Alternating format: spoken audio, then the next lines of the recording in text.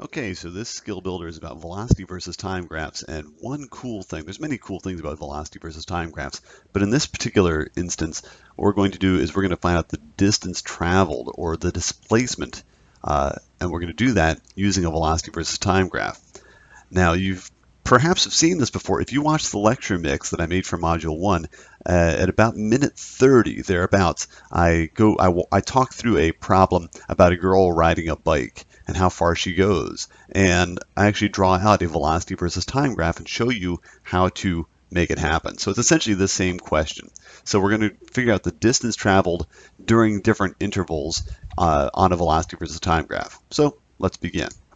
So here's the graph, and we got a red section, we got a green section, we've got a blue section.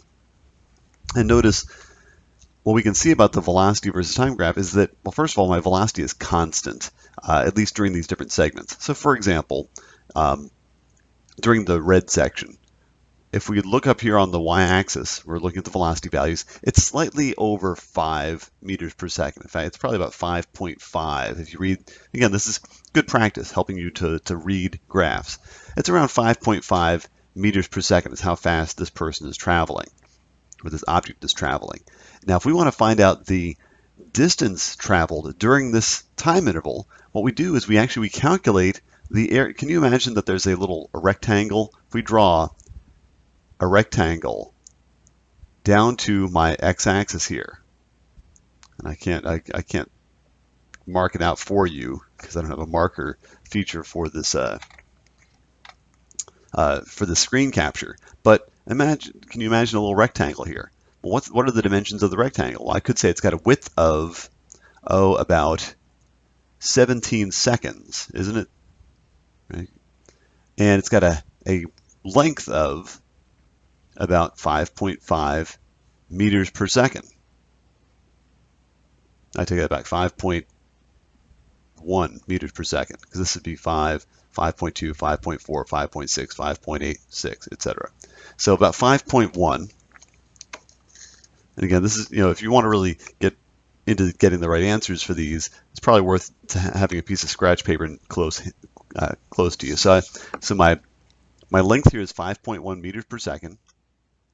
And I'm going at that speed for 17 seconds. So 17 seconds becomes the width of my rectangle here. And I multiply those things together, I wind up with 86.7.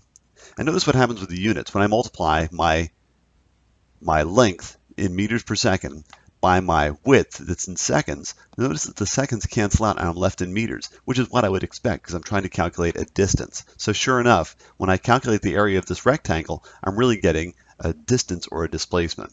And then you do the same thing for your other two segments. So for this one, for the green section, notice that my object is moving at about 2.1 meters per second.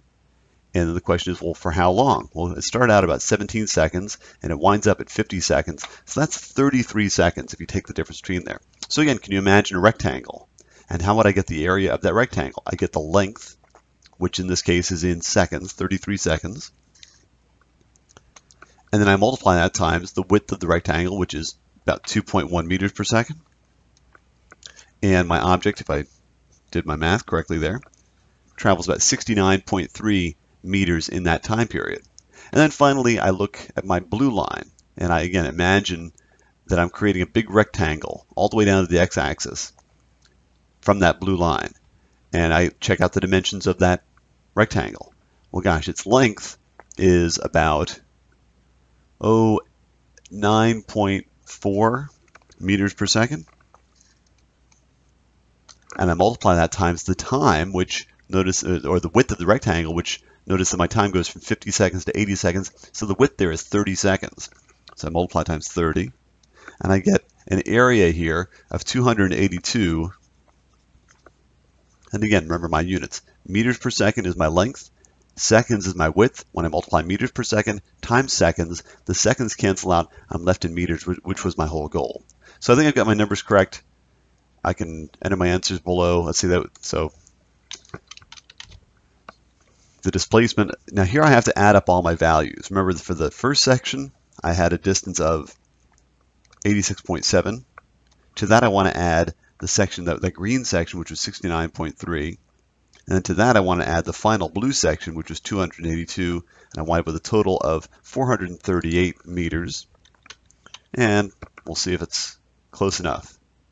My answers were good. Okay, the actual displacement was 437. Again, I might not have read the absolutely every value completely precisely, but I was close enough. So my answer was within 1 meter. That's good enough. I know I was in the ballpark and I did it correctly.